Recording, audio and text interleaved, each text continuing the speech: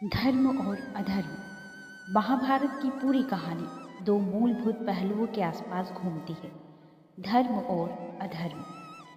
धर्म और अधर्म को ज़्यादातर लोग सही और गलत या अच्छे और बुरे के रूप में देखते हैं। धर्म और अधर्म को देखने के अलग अलग तरीके हैं। क्षत्रिय यानी योद्धा का अपना अलग धर्म होता है, ब्राह्मण यानी गुरु का धर्म कुछ और होता है। इसी तरह वैश्य और शूद्र के धर्म अलग अलग होते हैं। यह जीवन को देखने का एक विवेकपूर्ण तरीका है।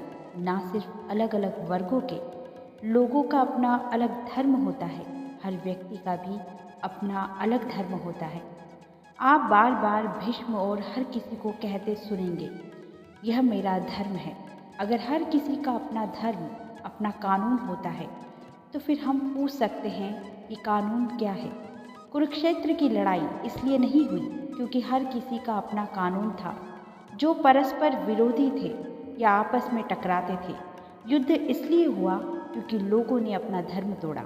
यह जीवन को देखने का एक तरीका है, जहाँ हर किसी का अपना धर्म हो सकता है, मगर फिर भी जब एक सामान्य धर्म की डोर से बंधे होते हैं जिसे कोई तोड़ नहीं सकता, इस तरह से हर कोई आज़ादी के साथ अपना जीवन जी सकता है, मगर फिर भी एक दूसरे के साथ कोई टकराव नहीं होता।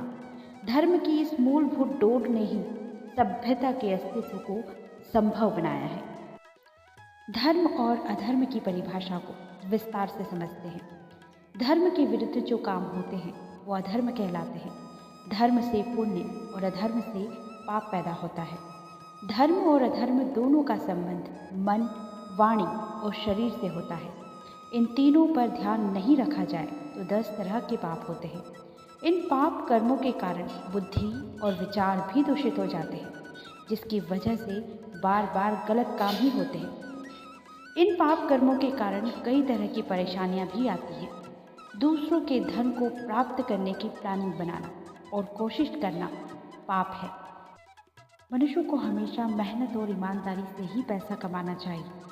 जिन कामों को नहीं करना चाहिए उन कामों को करने का मन बनाना पाप होता है। यानी जिन कामों से किसी को मानसिक या शारीरिक कष्ट हो या किसी की भावनाओं को ठेस लगती हो, ऐसे कामों को भी पाप कहा गया है। जीव आत्मा, परमात्मा आदि में अश्रद्धा रखते हुए केवल शारीरिक सुख को ही सब कुछ मानना भी पाप कहलाता है। यानी स्वार्थी होकर जीवन नहीं जीना चाहिए। कठोर और मिथ्या भाषण को भी पाप माना गया है। किसी का दिल दुखाने वाली बात नहीं बोलनी चाहिए। परनिंदा करना भी पाप होता है, इसलिए किसी की बुराई नहीं करनी चाहिए। फालतू बातें करना भी पाप होता है, यानी जिन बातों का कोई मतलब ना हो, ऐसी बातें बोलने से दूसरे इंसानों के मन पर और भावनाओं पर गलत प्रभाव पड़ता है। मन, वचन और कर्म से किसी को दुख पहुंचाना भी पाप कहलाता है। बिना दिए किसी की चीज़ को अपना लेना, किसी की इच्छा के बिना चीज़ को ले लेना चोरी माना जाता है। इस तरह के कामों को भी पाप कहा गया है। पर स्त्री पुरुष के साथ शारीरिक संबंध बनाना, किसी की इच्छा के बिना ऐसा काम करना महापाप की श्रेणी में आता है। नास्तिक होना यानी भगवान में आस्था नहीं रखना भी पाप है। भगवान में आस्था नहीं होने से इंसान को गलत कामों के दंड का डर नहीं रहता और वो बिना डरे गलत काम करता ही रहता है।